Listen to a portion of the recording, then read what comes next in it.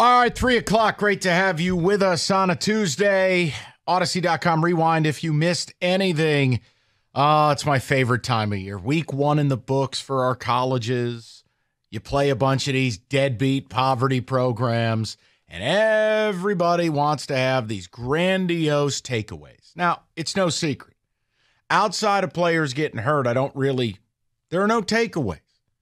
I don't take anything away from Michigan against East Carolina. East Carolina is horrific. This is not a good ECU team. It's a team that lost everything, and they were good last year. Okay? I don't take much away. I don't take the good. I don't take the bad. Did you get out healthy? It's the same thing with Michigan State. I don't take a whole lot out of it. Now, with that said, that doesn't mean you don't. So this is the fun, is I want to know what you took out of your team's performance this weekend. All overreactions are welcome. Oh. All bold takes are welcome. I'll give you an example. The thing that was most jarring to me, Ohio State looks awful. Ryan Day looks like he is disconnected with his players, his staff, his scheme, the whole bit. Is that a hot take? You're damn right it is. Is it overreaction? Probably.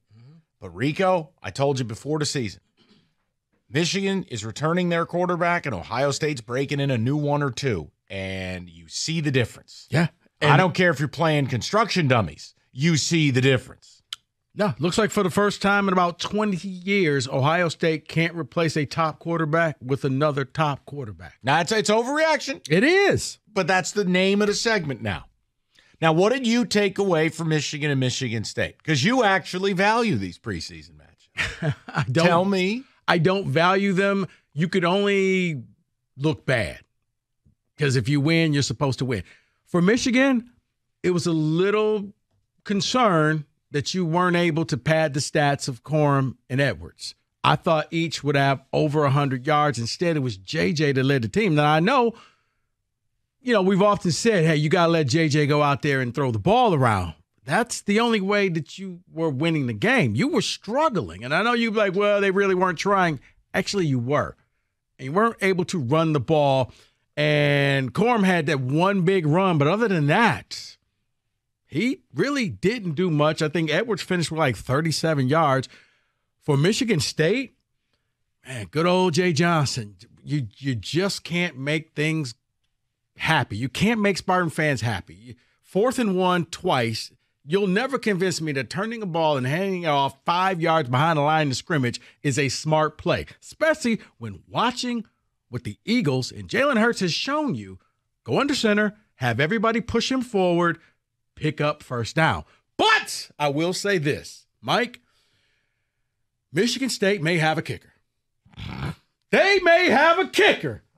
A 47-yard kick, and the fans clapped. Partly sarcastically, but it was like, is this what it feels like to have a real kicker? Yes. But other than that, yeah, those were the things that I took away. The other, nationally, FSU is the best team in America. Where is it? There's your takeaway. Yeah. Florida State, because I look, Alabama, breaking in a new QB. We'll find out what he can do against Texas. I don't know what Georgia is. No, that's my whole point about Georgia's the top like 25. Michigan. You know what? Georgia, they're defending national title. Who cares? It's last year. Yeah. They don't play anybody. Florida State went out and beat a top 10 team and beat the brakes off. Okay, FSU's best team in America. And that's what I would say. If you went out there and you played a top team in week 1, I can now judge your team a little bit better. Or if you played a Power 5 team in week 1. Last year, Georgia took on Oregon and destroyed them. There was no doubt they were the best team in America. Right. So if you wanted an overreaction from week 1, I'll give it to you. FSU is the best team in the country. Locally, look, I didn't walk away impressed by either of our teams. Clearly, Michigan's the better team, but neither performance was like, wow, this is dreamy. I mean, it was largely flat. Dude, yeah, Michigan gets, another 6-7 weeks to iron things out and make sure that they are ready for the playoffs. State, you got a week to get ready for Michael Penix. And watching him, Mike, his passes are just so effortless. Do you want the other? Here, I'll give you another hot take. It's right in your wheelhouse. Not USC, not Georgia, not Tennessee, not any of these other schools. The best offense in America is Washington. Yeah. Watching them decapitate Boise, the way they did it, they could have scored 80. Their passing game is just it's video game. It's like Cooper Kupp is everywhere. Yeah. How is this guy open? Right. Everyone's open all the time. And Penix throws bullets. It's like right everywhere, and he just flicks the wrist 45 yards, and the receiver's wide open by 10 yards. Right. Now, again, they played Boise. They were 14-point favorites. They demolished them. At least Boise has a semblance of being a functioning team. Michigan and Michigan State, I'd love to hear your guys' takeaways. I'd love to hear your overreactions. And I got a feeling that James Franklin may have had some money on the game. Because with 7 seconds to go, I know. Instead of taking a knee, let's run the quarterback sneak. Let's get that touchdown. Let's cover. I could have taken a knee. Didn't need to do any of that. The other game that happened in was Ball State, Kentucky. Ball State was up down 23, getting 25.5. The game's over. Kentucky leaves all their starters in. Clock is running. And they're passing the ball. Mm-hmm. And on the last play of the game, they pop a 30-yard run for a touchdown. And you're like, what exactly was your plan here? Mm-hmm. Horrible beat if you were on that one. 248-539-9797. I'd love to know where people are at with it. If you watched Michigan, give me that takeaway. Michigan State, it's the same deal. I am not going to play this game. You want me to tell you what MSU is or isn't? We'll see you 2 weeks from now against UW. For Michigan, I don't even know when their first real game is. That's not me being dismissive. There's nothing I can take out of you playing a game as 36-point favorites. You can't, outside of injury, you cannot take anything from that. No. Michigan's first real game would be Michigan State if Michigan State follows the script and wins some games along the way. If not, your first real game's at Penn State in November, beginning of November. So, yeah, good luck. And let me say this, too, because I know Michigan fans are the most insecure people in the world. Like, no one is saying you're not good. But anything you're going to bring up to me, I'll say we already knew. Well, JJ looks talented. Duh. It's never been an issue of talent. It's been an issue of actual production. Actual in the big games, not fumbling it or turning it over. Yeah, like Florida State, it could be an overreaction, but you went out against LSU. LSU, I believe, was favored. They were. You handled them. There was never that you were down at halftime 17-14 and you murdered them on national TV. And maybe I'm a weirdo, No, I'm not triggered because Keon Coleman caught touchdowns. He's a good player. Yeah. He's in the right system. Yeah, it's Mike Norvell. Yeah, they're going to go 4 and 5 receivers. He's going to flourish. If that's going to trigger you as a Spartan fan, I suggest you don't watch college football this year. Well, no. He would not have done this at Michigan State. No, because Jay Johnson is not that dude. He's just not. Ask yourself here's my takeaway. Jay Johnson is paid like a top 20 offensive coordinator. I don't think he's in the top 50. Because I don't think Jay Johnson would get a Power 5 job if he lost this one. Hate to tell you that. Hey, all I know, Western get a new coach this year, David? Yes. I don't think they interviewed him. So that should let you know in state. What?